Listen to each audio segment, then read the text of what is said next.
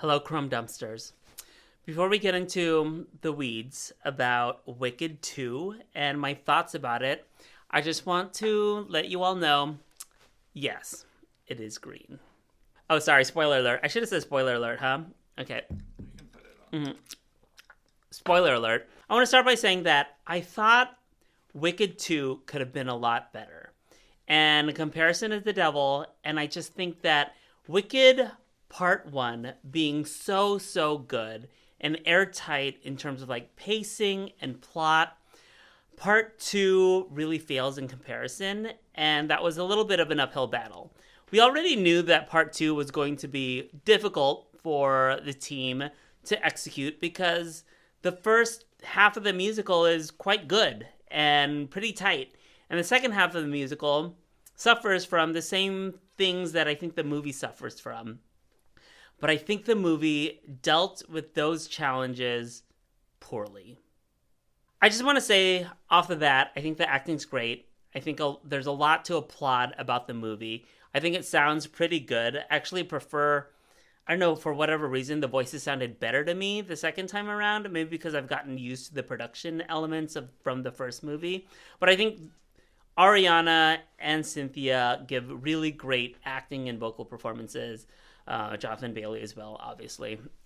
Sexiest man alive. I'm here whenever you want to find me. But like I said, they kind of had their work cut out for them. Some of the things that Part 2 really needed to do was pad out the runtime. Obviously, Part 2 needed to be as substantial and full of world enriching and narrative enriching elements as the first movie, but working with a lot less plot. And I think they did it kind of poorly. Part 2 just needed to be a long movie, because not a lot happens in the musical after the intermission. I mean, a lot happens because we jump in time a lot, and a lot of it is like expository in the musical, and if it's expository in the film, it doesn't feel as authentic or good. And I just don't think they actually did the job of not making it feel expository. I think there's just so many scenes in which they were like telling and not showing. And even the elements that they added did that very thing that I think they could have padded out the runtime of the movie without resorting to telling, not showing. For instance, like the flashback of Glinda having that like birthday party and her not being able to like cast a spell, but her mom saying she's like, well, they like you for your smile or whatever. I think that was just like so silly and dumb and really like devalues the work that Ariana Grande put into the film, because I think Ariana Grande did a really, really excellent job at providing subtext for the character of Glinda, with her background work and personal investigations to get into the character. So having like scenes that insert some sort of like, forced backstory just felt really pedantic and patronizing to the audience, and also, devalued Ariana's work. So let's get into it. Here are the things that I would have changed about Wicked 2, Wicked, to make Wicked 4-2 the best possible movie. Wicked 4-2. Too wicked for good, okay? Too wicked for furious. This is what I would have done if I was John Chu to make Wicked for good a better movie.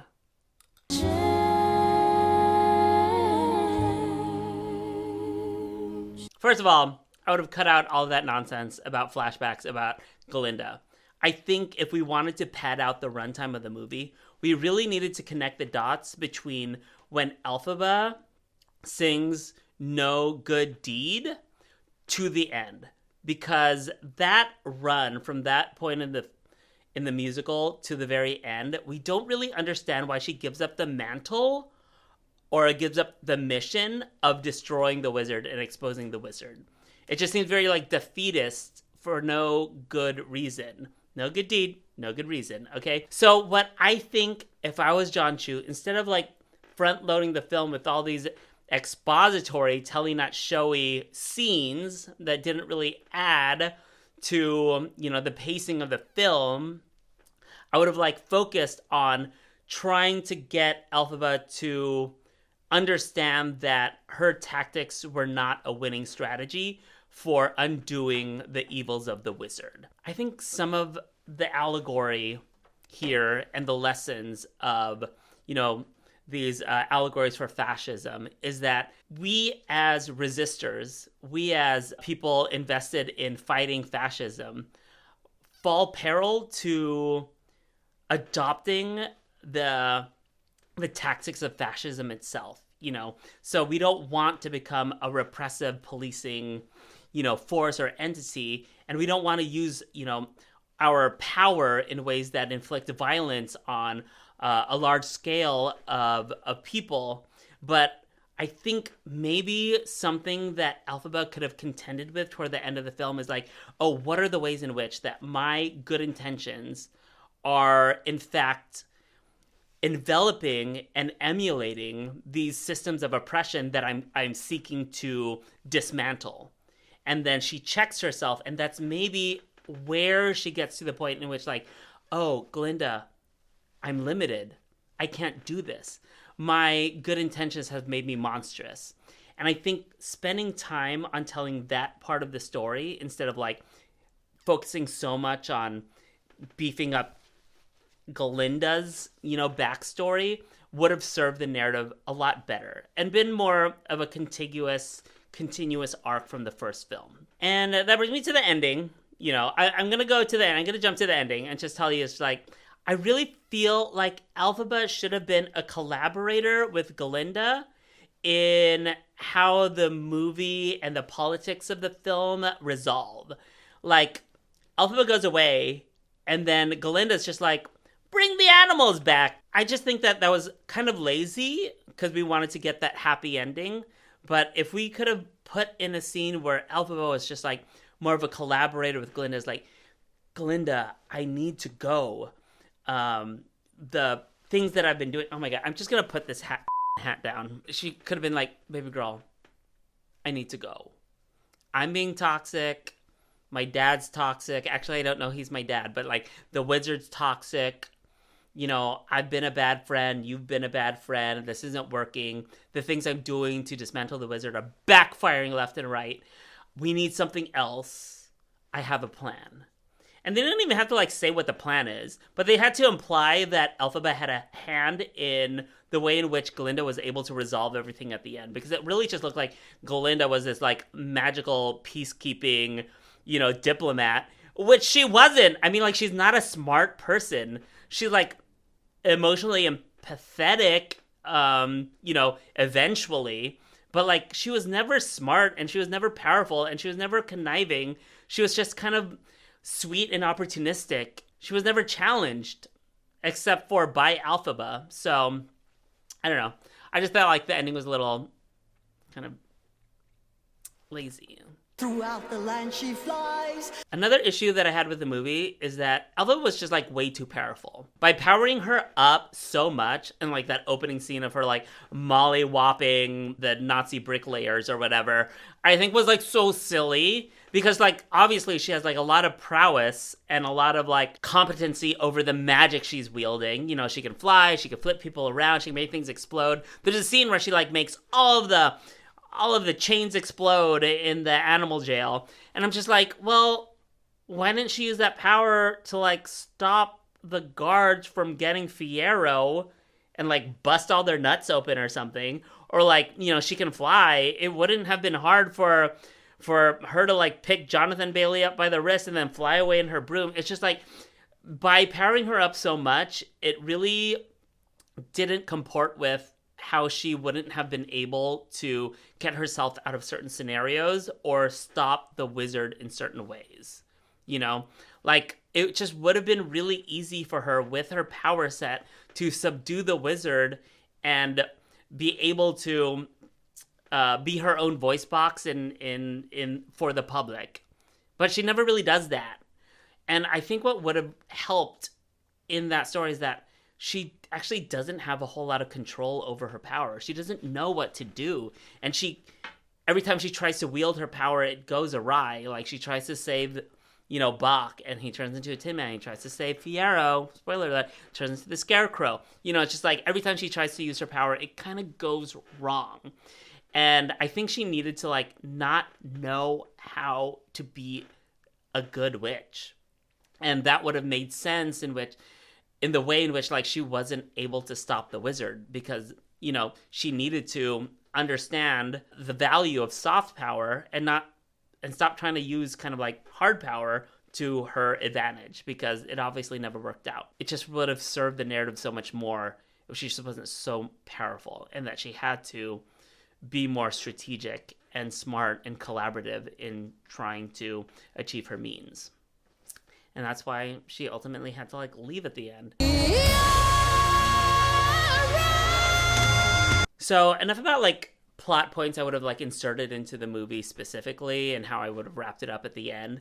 I do want to address one of the elephants in the room, one of the alphabets in the room. I think, like, people really, really wanted, like, some queer representation or some literalization of that sapphic energy that obviously pervades the movie and Elphaba and Glinda's relationship. Not only, baked into the script itself, but also the way in which, Cynthia and Ariana Grande conduct themselves, during their press tours. I'm all for that. I think it could have been a lot, more scissory.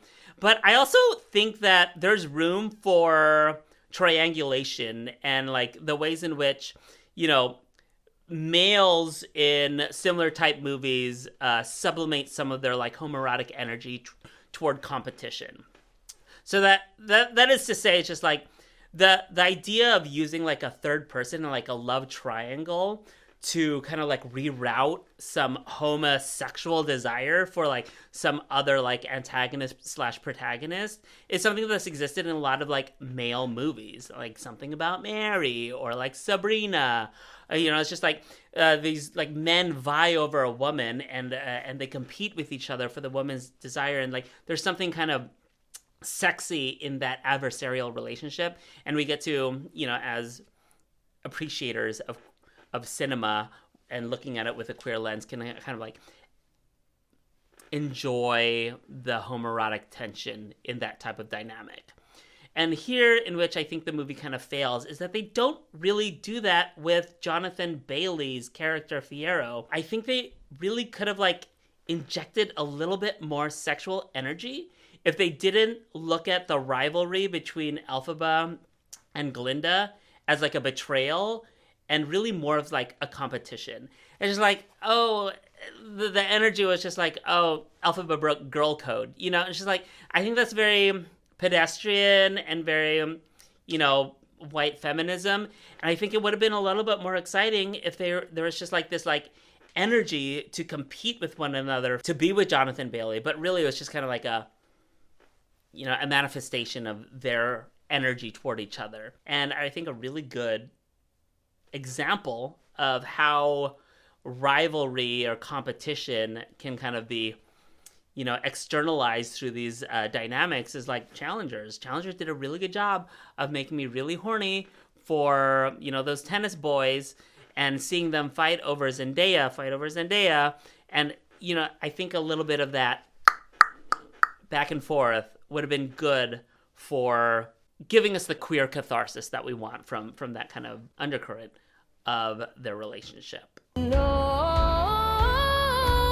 Now, I'm going to say something that's probably not very controversial, and it's just that the new songs also weren't good, but I actually do like the function of the new songs. So here, I'm going to give Jonathan Chu and the team their flowers, and Stephen Schwartz, I'm sure, helped write these songs. It's like, the songs were well placed, and I think the themes and the way the song fits into the narrative were good.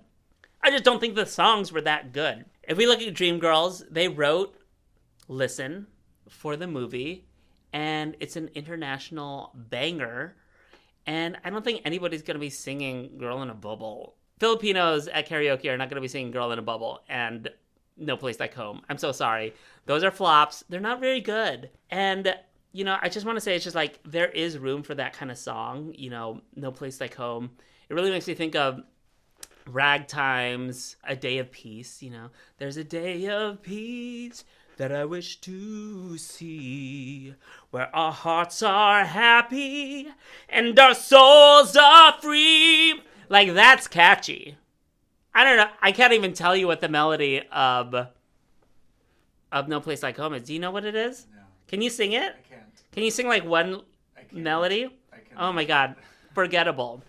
So, next time, John Chu, you're going to do like, I don't know, Son of a Witch or something, or the next installment of Wicked, give me a call. I'll help you kind of storyboard and write all this out. And thank you for listening. Those are my thoughts on Wicked. I really think it just could have been a better movie. And, part one was really one of my favorite films last year. I don't think Forca is gonna breach the top 10. I'm sorry to break it to you, but No Good Deed. It's a good version. Musically, I dug it. Also, Jonathan Bailey's voice in As Long as You're Mine. Oh my god.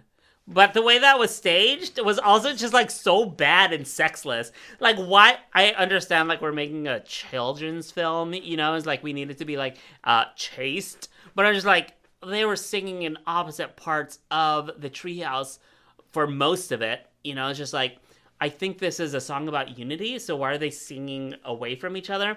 And when they finally do get together, she's wearing like this giant cardigan, and he has like one button unbuttoned. It's like one button?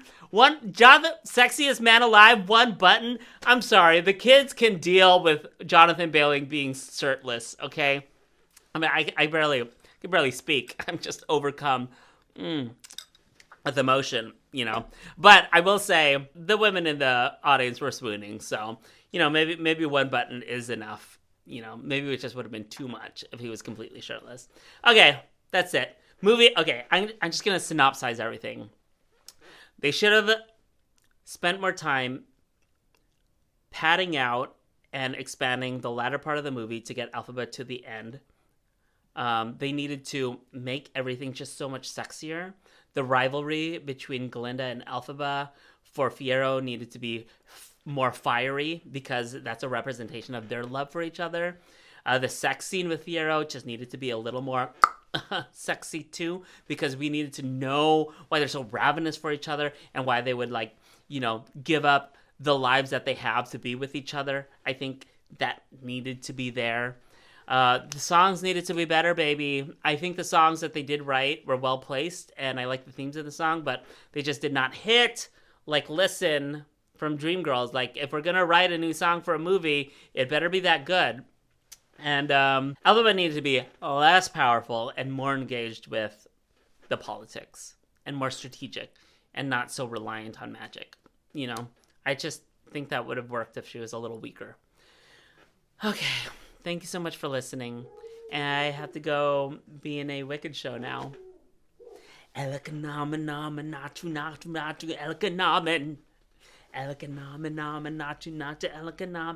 Ugh!